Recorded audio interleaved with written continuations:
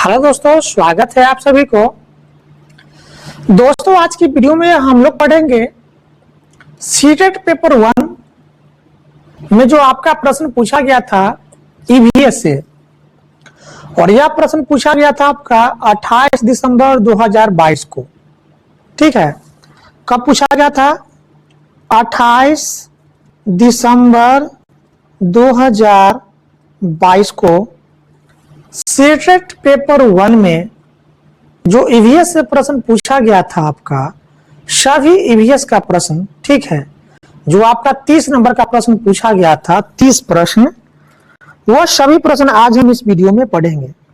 और यह सभी प्रश्न आपका पूछा गया प्रश्न है जो कि 2022 में पूछा गया प्रश्न है।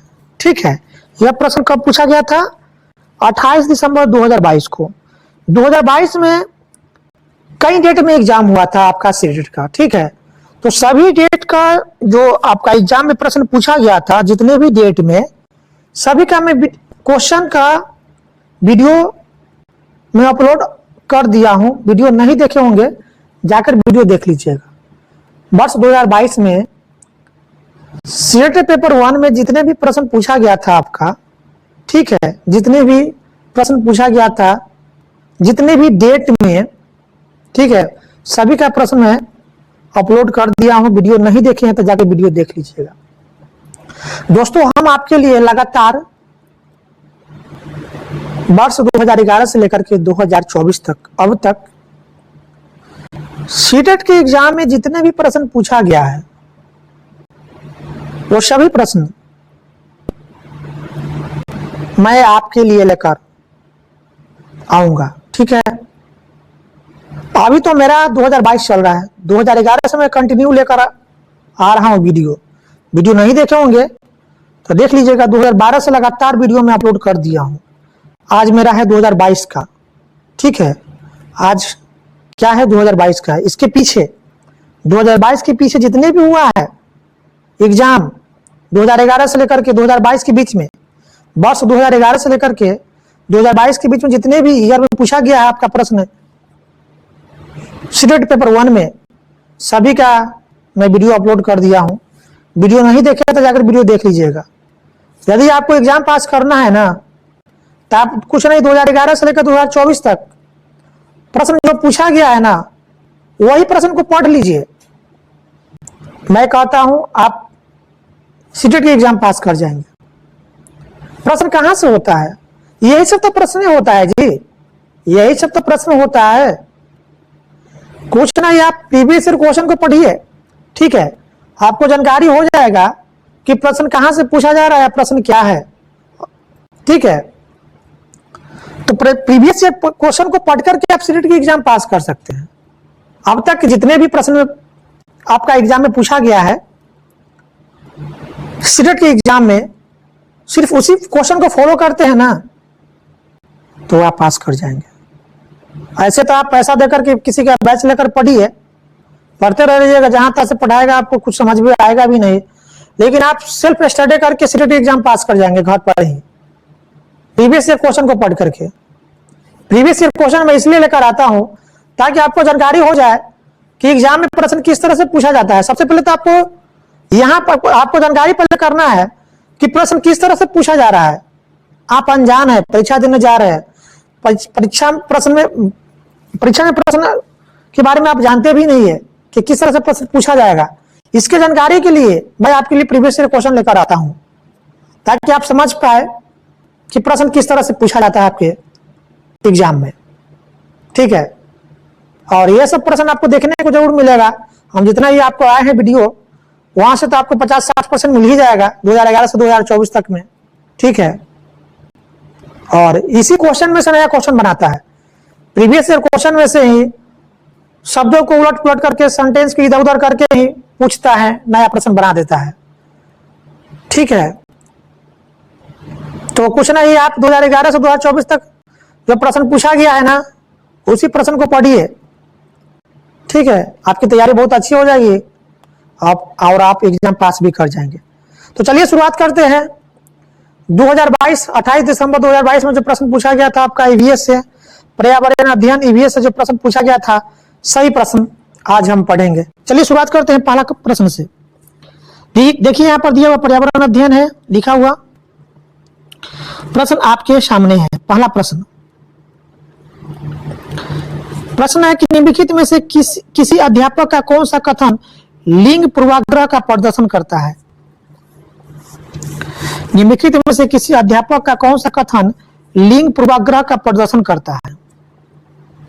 लड़कों तुम हमेशा शोर मचाते हो। जब एक शिक्षक कक्षा में कहता है कि लड़कों तुम हमेशा शोर मचाते हो, तो कक्षा में लड़का और लड़कियां दोनों होते हैं। तो यदि सिर्फ लड़के के बारे में कहा जा रहा है शिक्षक के द्वारा, इसका मतलब क्या है कि शिक्षक जेंडर रूढ़िवादिता को दर्शा रहा है। शिक्षक क्या दर्शा रहा है? जेंडर रूढ़िवादिता कर रहा है कि लड़का ही सिर्फ हल्ला करता है, लड़की नहीं करती है। इसका मतलब क्या है? जेंडर रूढ़िवादिता है ना। तो यही क्वेश्चन आपसे पूछ रहा है कि निम्नलिखित में किसी अध्यापक का कौन सा कथन लिंग पूर्वाग्रह का प्रदर्शन करता है? तो लड़कों तुम हमेशा शोर मचाते हो, यह क्या है? शिक्षक क्या दर्शा रहा है? लिंग क्या है? लिंग पूर्वाग्रह यानी जेंडर रूढ़िवादिता को दर्शा रहा है। तो ऑप्शन आपका 2 राइट आंसर हो जाएगा। लड़कों तुम हमेशा शोर मचाते हो, इसका क्या मतलब है? शिक्षक क्या कह रहा है? शिक्षक जो है ना जेंडर रूढ़िवादिता को दर्शा रहा है। ठीक है, कि लड़का हल्ला कर रहा है, लड़कियां शांत बैठी हुई, लड़की हल्ला नहीं कर रही, या क्या है? जेंडर रूढ़िवादिता को दर्शा रहा है क्लास में। तो ऑप्शन आपका 2 राइट आंसर देगा।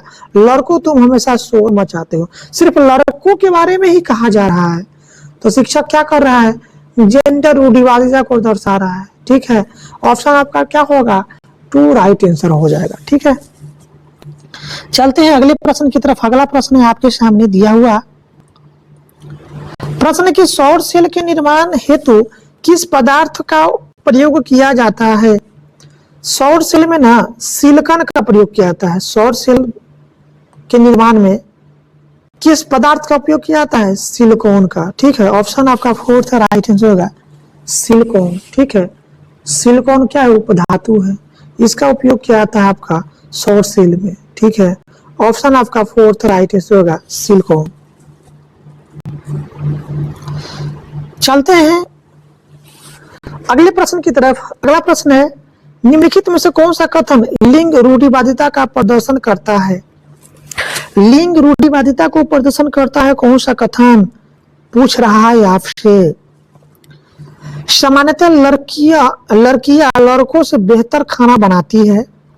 एशियाई लोग खेलों में अच्छे नहीं होते। सामान्यतः लड़कों की तुलना में लड़कियों की पेशियां द्रव्यमान कम होता है। लड़कों व लड़कियों ने कुश्ती में हिस्सा लिया। अब यहाँ पर इन सभी कथनों में कौन सा कथन आपका लिंग रूढ़िवादिता को दर्शा रही है? सामान्यतः लड़कियां लड़कों से बेहतर खाना बनाती है, यह क्या है? जेंडर रूढ़िवादिता है, लिंग रूढ़िवादिता है। ऑप्शन आपका एक यही राइट आंसर हो जाएगा कि सामान्यतः लड़कियां लड़कों से बेहतर खाना बनाती है। तो क्या है आपका? यह जेंडर रूढ़िवादिता है। ठीक है, कि लड़कियां ही अच्छा खाना बनाती है लड़कों के तुलना में। क्या लड़का अच्छा खाना नहीं बना सकता है? सिर्फ लड़कियां ही बना सकती है? तो लड़कों और लड़कियां के बीच में क्या है? जेंडर वाइज किया जा रहा है। ठीक है, तो ऑप्शन आपका एक राइट आंसर देगा, सामान्यतः लड़कियों लड़कों से बेहतर खाना बनाती है। यह कथन क्या दर्शा रहा है? यह कथन आपका जेंडर रूढ़िवादिता, लिंग रूढ़िवादिता को दर्शा रहा है। ऑप्शन आपका यही राइट आंसर हो जाएगा। ठीक है, चलते हैं अगले प्रश्न की तरफ। अगला प्रश्न है आपके सामने नर चिड़िया। ठीक है, नर चिड़िया बहुत सारे सुंदर बनावट वाले घोंसला बनाते हैं और मादा चिड़िया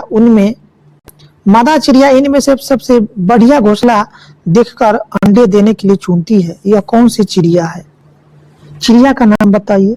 वह कौन सी चिड़िया है जो घोंसला नहीं बनाता है और दूसरे के घोंसला को देख करके उसमें अंडा दे देती है? नर चिड़िया बहुत सारे सुंदर बनावट वाले घोंसला बनाता है, अब मादा चिड़िया जाकर के उसमें जो अच्छा घोंसला होता है उसको देख करके उसमें अंडा दे देती है। यह चिड़िया कौन सी है बताइए? इस चिड़िया का नाम क्या है? तो यह चिड़िया आपका जुलाहा चिड़िया, जिसको बया कहते हैं। ऑप्शन 1 राइट आंसर हो जाएगा।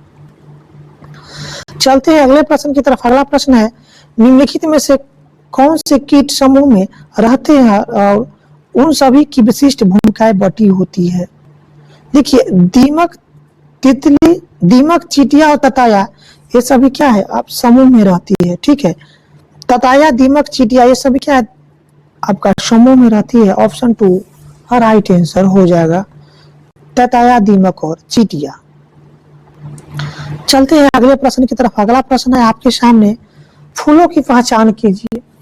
फूलों की पहचान कीजिए। केवल रात में ही खिलता है, औषधि बनाने के लिए काम में लाया जाता है, रंगाई के काम में लाया जाता है, पूरे वर्ष भर खिलता है। तो ए, बी, सी और डी क्रमशः है। इनमें कौन कौन सा है बताइए आपका राइट आंसर। देखिए, रात की रानी, गुड़हल, गेंदा और गुलाब। रात की रानी, गुड़हल, गेंदा और गुलाब ये सभी क्या है? रात की रानी रात में खिलती है। गुड़हल जो होता है आपका औषधि बनाने के काम में लाया जाता है, गेंदा आपकी रंगाई के काम में लाया जाता है और गुलाब आपको पूरे वर्ष भर खिलता है। तो आपका ऑप्शन 2 हो राइट आंसर हो जाएगा, रात की रानी, गुड़हल, गेंदा और गुलाब। ऑप्शन 2 राइट आंसर हो जाएगा। ए में होगा आपका ए, बी और सी, डी क्रमशः में आपका कौन सा होगा? आपका रात की रानी, गुड़हल, गेंदा और गुलाब। ऑप्शन 2 राइट आंसर हो जाएगा। चलते हैं अगले प्रश्न की तरफ। अगला प्रश्न है आपके सामने। देखिए, प्रश्न कहता है, मधुमक्खियों के छत्ते में मधुमक्खियों के बारे में निम्नलिखित में से कौन सा कथन सही नहीं है? सही नहीं है, वो वाला कथन चुनना है कि जो कथन सही नहीं है। केवल रानी मक्खी ही अंडे देती है, ये तो कथन सही है, लेकिन हमसे पूछा जा रहा है कि जो कथन सही नहीं है उसको चुनना है। रानी मक्खी तो अंडे देती है तो सही है। श्रमिक मक्खी काम करने वाली नर मक्खी होती है, एक गलत कथन है। श्रमिक मक्खी काम करने वाली नर मक्खी होती है, श्रमिक मक्खी काम करने वाली मादा मक्खी होती है। ठीक है, तो यहाँ पर नर मक्खी, तो यही कथन आपका गलत है। ऑप्शन 2 राइट आंसर हो जाएगा। ठीक है, ऑप्शन क्या होगा आपका? राइट आंसर 2 हो जाएगा।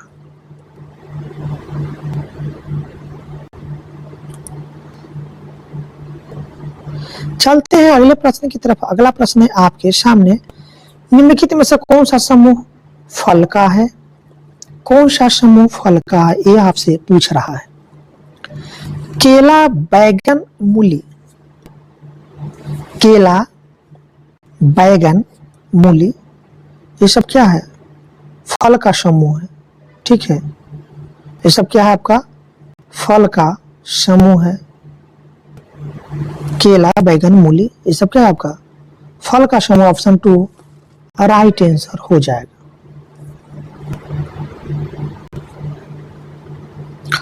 चलते हैं अगले प्रश्न की तरफ। अगला प्रश्न है आपके सामने। प्रश्न कहता है, भारत के अनेक इलाकों में पाई गई वावड़ियों के संबंध में कौन सा कथन सही नहीं है? वावड़ियों का जल पीने के लिए उपयोग में नहीं लाया जा सकता है, ये तो कथन गलत है। ये तो कथन क्या है? आपका सही नहीं है। ठीक है, बावड़ियों का जल पीने के उपयोग में लाया जा सकता है। पहले था ना, पहले लोग कुएं के से ही पानी पीते थे। पहले के लोग कुएं से पानी निकालकर ही पीते थे। तो पहले जमाने में लोग कुआं का ही प्रयोग करते थे पानी पीने के लिए। ठीक है, लेकिन यहाँ कह रहा है कि बावड़ी माने कुआं होता है। ठीक है, तो बावड़ियों का जल पीने के लिए उपयोग में नहीं लाया जा सकता है, लाया जा सकता है। ठीक है, कुआं जो है ना, यह बहुत पुराने यानी इसका उपयोग जो है ना सदियों से उपयोग किया जा रहा है कुआं का पानी पीने के रूप में। ठीक है, तो बावड़ियों का जल पानी पीने के लिए उपयोग में नहीं लाया जा सकता है, लाया जा सकता है। पहले जमाने में लोग कुएं से ही पानी निकाल कर पीते थे, कुएं का ही पानी पीते थे ना, तो कुआं का उपयोग पानी पीने के लिए लाया जा सकता है, ठीक है। कुआं का प्रयोग जो है ना पानी पीने के लिए भी लाया जा सकता है। तो ऑप्शन आपका 2 राइट आंसर हो जाएगा। कथन यहाँ पर पूछ रहा है कौन सही नहीं है, तो यही आपका कथन सही नहीं होगा, ऑप्शन 2। चलते हैं अगले प्रश्न की तरफ। अगला प्रश्न है कि एक रेलगाड़ी अहमदाबाद से त्रिवेंद्रम की ओर जाती हुई कई सुरंगों से गुजरती है। ये सुरंगें किन पहाड़ियों में है? तो ये सुरंगें आपका पश्चिमी घाटी में है, ऑप्शन 2 राइट आंसर होगा, पश्चिमी घाट। चलते हैं अगले प्रश्न की तरफ। अगला प्रश्न है आपके सामने दिया हुआ प्रश्न कहता है कि निम्नलिखित में से कौन सा कथन हाथियों के बारे में सही है?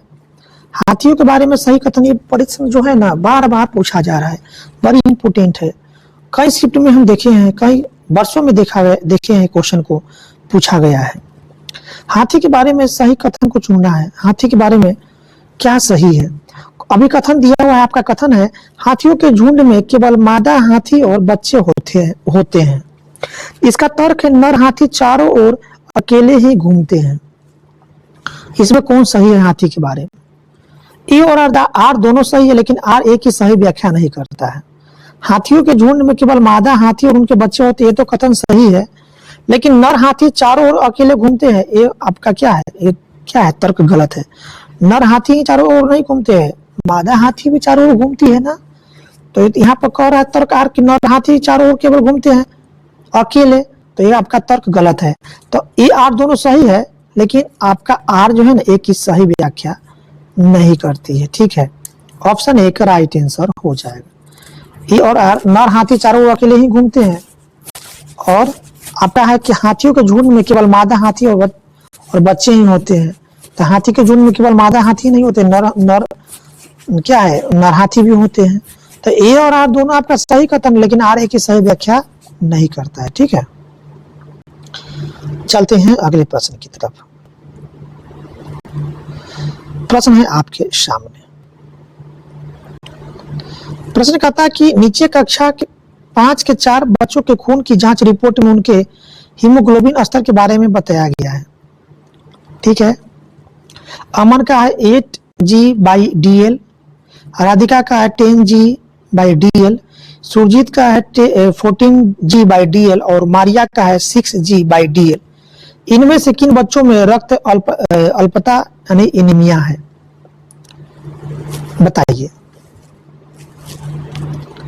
तो सबसे कम तो है 6G/DL मारिया में, तो इनमें क्या है? एनीमिया की कमी है, रक्त अल्पता यानी एनीमिया की कमी है। तो ऑप्शन आपका 4th राइट आंसर हो जाएगा। किसका किसमें कमी है बताइए? तो ऑप्शन आपका डी, अमन, राधिका और मारिया। अमन, राधिका और मारिया। मारिया में तो है ये है, उसके बाद किसमें है? उसके बाद अमन में भी है। अमन में भी कितना है? 8 है। उसके बाद क्या है? उसके बाद किसमें है? उसके बाद राधिका में कितना है? 10 है। तो आपका अमन, राधिका और मारिया, इन तीनों में खून की कमी है, ठीक है, और रक्त अल्पता यानी खून की कमी है। ऑप्शन आपका 4th राइट आंसर होगा, अमन, राधिका और मारिया। चलते हैं अगले प्रश्न की तरफ। अगला प्रश्न है आपके सामने। देखिए प्रश्न कह रहा है आपके सामने है कि चिड़ियों की आंखों के बारे में निम्नलिखित में से कौन सा कथन सही है? सभी चिड़ियों के अपने सिर के दोनों तरफ आंखें होती है। चिड़िया 2 भिन्न भिन्न वस्तुओं पर एक ही समय पर दृष्टि केंद्रित नहीं कर पाती है।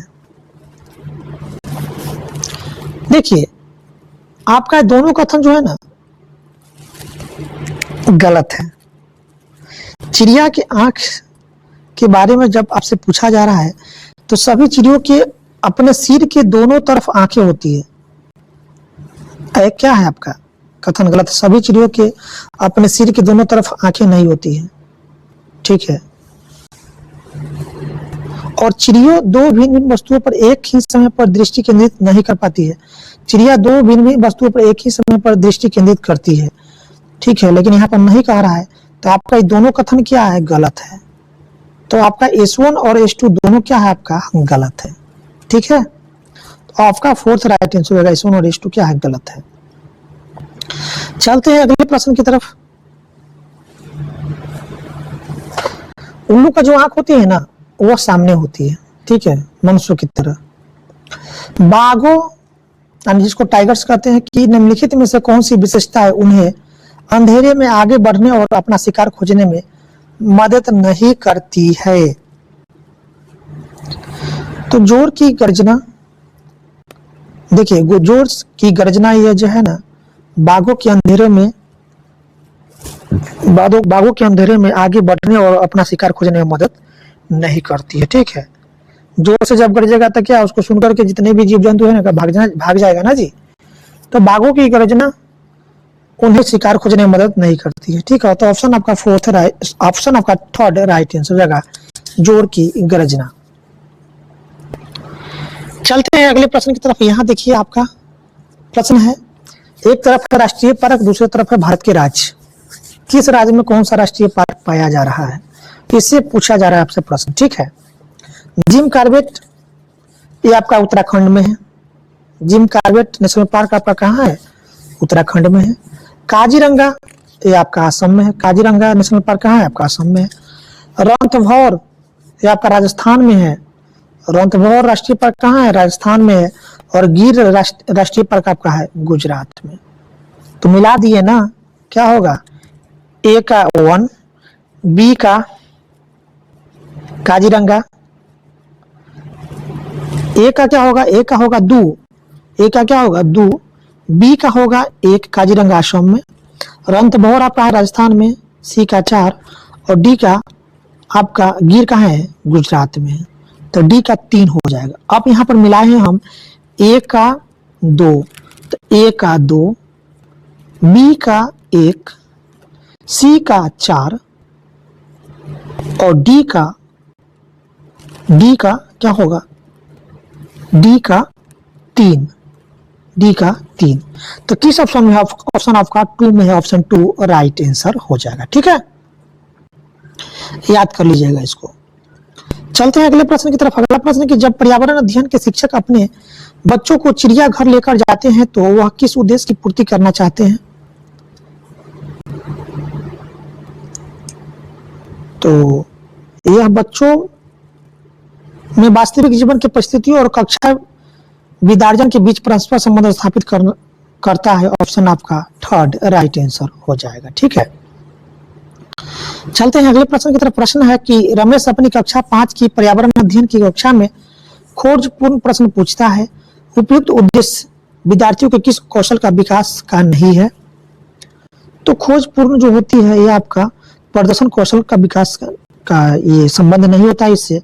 ऑप्शन आपका एक राइट आंसर हो जाएगा, प्रदर्शन कौशल, ठीक है। खोजपूर्ण प्रश्न पूछता है तो ये आपका प्रदर्शन कौशल का उदाहरण नहीं होगा, ठीक है। यह कौशल जो है आपका विकास का कौशल नहीं होती है, प्रदर्शन कौशल। ऑप्शन एक आपका राइट आंसर हो जाएगा। चलते हैं अगले प्रश्न की तरफ। अगला प्रश्न है कि पर्यावरण अध्ययन में निम्नलिखित में से कौन से समस्या समाधान के गुण है? तो समस्या समाधान के गुण आपका क्या होगा पर्यावरण अध्ययन में? पर्यावरण अध्ययन में निम्नलिखित में से कौन से समस्या समाधान के गुण है? तो सृजन ये आपका समस्या समाधान का क्या है? गुण है पर्यावरण अध्ययन में। तो ऑप्शन एक राइट आंसर हो जाएगा, सृजन। चलते हैं अगले प्रश्न की तरफ। अगला प्रश्न है आपके सामने। प्रश्न कहता है कि एक ईवीएस शिक्षक के द्वारा प्रयुक्त होने वाली भाषा। तो एक ईवीएस शिक्षक के द्वारा प्रयुक्त होने वाली भाषा कैसी होनी चाहिए? तो बच्चों की दैनिक या रोजमर्रा की भाषा से संबंधित होनी चाहिए। ईवीएस के शिक्षक के द्वारा प्रयुक्त होने वाली भाषा कैसा होना चाहिए? तो बच्चों की दैनिक, जो बच्चे अपने दैनिक जीवन में जो जिस भाषा का प्रयोग कर रहे हैं उसी भाषा से संबंधित भाषा होना चाहिए। ऑप्शन आपका थर्ड राइट आंसर हो जाएगा। चलते हैं अगले प्रश्न की तरफ। प्रश्न है आकर्षक एवं प्रासंगिक अनुदेशात्मक सामग्री का उपयोग सहायक है क्योंकि वे सभी ज्ञानेंद्रियों को सक्रिय करते हैं। ऑप्शन एक राइट आंसर हो जाएगा। चलते हैं अगले प्रश्न की तरफ। अगला प्रश्न है आपके सामने। प्रश्न है निम्नलिखित में से पर्यावरण अध्ययन पुस्तक में पहेलियों को सम्मिलित करने के उद्देश्य को पहचानिए। पर्यावरण अध्ययन की पुस्तक में पहेलियों को सम्मिलित करने का उद्देश्य क्या है यह आपसे पूछा जा रहा है। तो इसका उद्देश्य विद्यार्थियों में तर्क क्षमता को विकसित करना। पर्यावरण अध्ययन के पाठ्य पुस्तक में पहेलियों को सम्मिलित करना क्या दर्शाता है? तो विद्यार्थियों में तर्क क्षमता को विकसित करना। ठीक है, विद्यार्थियों में तर्क क्षमता को विकसित करने के लिए ही पर्यावरण अध्ययन के पाठ्य पुस्तक में पहेलियों को शामिल किया गया है। ऑप्शन आपका 2 राइट आंसर हो जाएगा, विद्यार्थियों में तर्क क्षमता को विकसित करना। चलते हैं अगले प्रश्न की तरफ। अगला प्रश्न है आपके सामने दिया हुआ। प्रश्न कहता है कि पर्यावरण अध्ययन के शिक्षण अधिगम में विद्यार्थियों द्वारा प्रश्न पूछना अत्यधिक महत्वपूर्ण है क्योंकि ये प्रश्न संकेतक है। तो यह प्रश्न संकेतक है विद्यार्थियों के जिज्ञासा के, विद्यार्थियों के समझ के, अंतर के। ऑप्शन आपका सी है, क्षमता, विद्यार्थियों की क्षमता के। अब यहाँ पर कौन सा ऑप्शन आपका सही है पूछा जा रहा है। तो देखिए, पर्यावरण अध्ययन के शिक्षण अधिगम में विद्यार्थियों द्वारा प्रश्न पूछना अत्यधिक महत्वपूर्ण है क्योंकि ये प्रश्न संकेतक है विद्यार्थियों की जिज्ञासा का, ठीक है, और विद्यार्थियों के समझ में अंतर के। ऑप्शन आपका ए और बी राइट आंसर हो जाएगा। तो ए और बी आपका किस कथन, आपका ए और बी जो कथन है आपका किस ऑप्शन में? ऑप्शन एक में, ऑप्शन एक किसका राइट आंसर हो जाएगा। ठीक है, चलते हैं अगले प्रश्न की तरफ। अगला प्रश्न है आपके सामने दिया हुआ। प्रश्न कहता है कि गलत कथन का चयन कीजिए। गलत कथन का चयन कीजिए। ईवीएस एक अंतर विषयक विषय है। ईवीएस एक अंतर विषयक विषय है। दूसरा कथन है ईवीएस पढ़ना स्थानीय संसाधनों के माध्यम से होनी चाहिए। और तीसरा कथन है ईवीएस मुख्यतः जैव विविधता के अध्ययन से जुड़ी हुई है। नहीं, ईवीएस जो है ना केवल जैव विविधता के अध्ययन से जुड़ी हुई नहीं होती है। ठीक है, ऑप्शन आपका थर्ड यही राइट आंसर हो जाएगा। ठीक है, चलते हैं अगले प्रश्न की तरफ। अगला प्रश्न है आपके सामने। प्रश्न है, एक पर्यावरण अध्ययन शिक्षक होने के नाते आप अपनी कक्षा के औसत छात्रों के लिए क्या करेंगे? एक पर्यावरण अध्ययन शिक्षक होने के नाते आप अपनी कक्षा के औसत छात्रों के लिए क्या करेंगे? उनके कमजोर पक्षों को ढूंढेंगे एवं सुधारने के लिए समाधान खोज करेंगे। ठीक है, एक पर्यावरण अध्ययन शिक्षक होने के नाते आप अपनी कक्षा में औसत बच्चों के साथ क्या करेंगे? तो उनकी कमजोरी पक्ष को ढूंढेंगे एवं उसे सुधार करने के लिए समाधान करेंगे और उसका क्या करेंगे? लागू करेंगे। ठीक है, क्या करेंगे? उनके कमजोर पक्ष को ढूंढेंगे और उसको सुधार करेंगे, समाधान करने के लिए समाधान का खोज करेंगे एवं उसका क्या करेंगे? लागू करेंगे। ठीक है, तो ऑप्शन आपका थर्ड राइट आंसर हो जाएगा। चलते हैं अगले प्रश्न की तरफ। अगला प्रश्न है आपके सामने दिया हुआ। प्रश्न कहता है कि पर्यावरण अध्ययन शिक्षा के क्षेत्र में सम्मिलित है। पर्यावरण अध्ययन शिक्षा के क्षेत्र में सम्मिलित है तो औपचारिक और अनौपचारिक शिक्षा। ऑप्शन आपका थर्ड राइट आंसर हो जाएगा। चलते हैं अगले प्रश्न की तरफ। प्रश्न है, विद्यार्थियों में अवधारणात्मक समझ तब अच्छी होती है जब शिक्षक जोर डालते हैं। तो जब शिक्षक किस चीज पर जोर डालते हैं? संवाद पर। ठीक है, विद्यार्थियों में अवधारणात्मक समझ तब अच्छी होती है जब शिक्षक जोर डालते हैं संवाद पर। ऑप्शन एक राइट आंसर हो जाएगा, संवाद।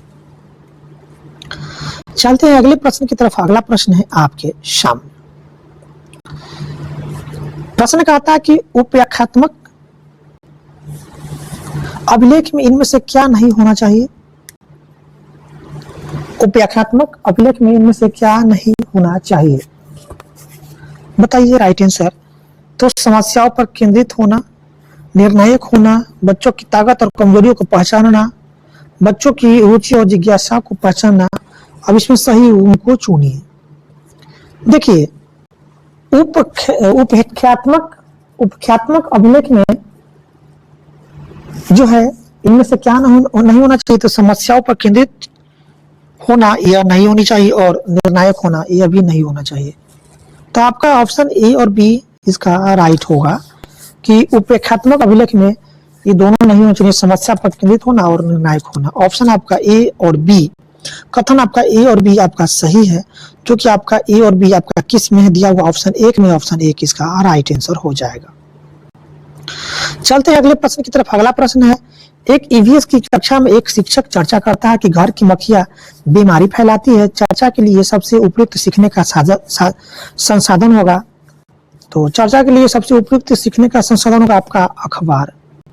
ठीक है, ऑप्शन आपका एक राइट आंसर हो जाएगा, अखबार। चलते हैं अगले प्रश्न की तरफ। अगला प्रश्न है आपके सामने, खेल खेल में पाठ पढ़ाते हुए सरिता विद्यार्थियों को खेल के मैदान में ले जाती है और उन्हें अलग अलग दिनों में विभिन्न खेल खिलाती है। मीनू उसी पाठ को अलग अलग खेलों के चित्र कार्ड को दिखाकर विद्यार्थियों को पढ़ाती है। विद्यार्थियों को अधिगम शामिल करने में कौन ज्यादा प्रभावी रणनीति का उपयोग कर रही है? देखिए, सरिता जो है ना बच्चों को खेल मैदान में ले जाकर के विभिन्न तरह के खेल को क्या है खिलाती है। तो बच्चे जो है ना बच्चे अपने से खेल को खेलता है तो बच्चे जो है ना ज्यादा सीखेगा खेल करके। लेकिन उसी बच्चे को मीनू जो है ना कार्ड चित्र से पढ़ा रहा है, ठीक है, चित्र कार्ड से पढ़ा रही है, तो बच्चे कम सीखेगा। बच्चे जितना सीखेगा खेल करके उतना कार्ड चित्र के माध्यम से नहीं सीख सकता है। ठीक है, तो यहाँ पर पूछ रहा है आपसे कि कौन ज्यादा प्रभावी होगा आपका सिखाने के माध्यम में, कौन सबसे अधिक प्रभावी है अधिगम में? तो सरिता होगी। ठीक है, कौन होगी? सरिता, क्योंकि सरिता जो है बच्चों को सिखाने के लिए खेल के पाठ पढ़ाने के लिए बच्चों को जो है ना इस पाठ को सिखाने के लिए खेल के मैदान में ले जाती है और उन्हें अलग अलग दिनों में विभिन्न तरह के खेल खिलाती है।